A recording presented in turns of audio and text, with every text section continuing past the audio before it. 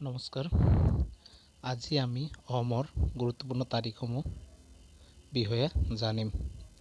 ১ number, অসমত সৰ্বপ্ৰথম ৰেলপথ স্থাপন হৈছিল ১৭৮২ চনত। ২ নম্বৰ, নুনমাটি তেল শোধনাগাৰ স্থাপন হৈছিল ১৯৬১ চনত। ৩ নম্বৰ, বঙাইগাঁও তেল শোধনাগাৰ স্থাপন হৈছিল ১৯৬২ চনত। ৪ নম্বৰ, নুমলীগড় তেল শোধনাগাৰ স্থাপন হৈছিল ১৯৯৯ চনত।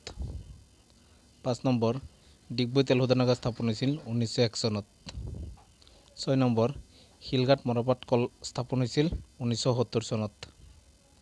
৭ নম্বৰ, গুৱাহাটীত চাহ নিলাম কেন্দ্ৰ স্থাপন হৈছিল ১৯৭২ চনত। ৮ নম্বৰ, অসমত সমবায় আন্দোলন হৈছিল ১৯০৪ চনত।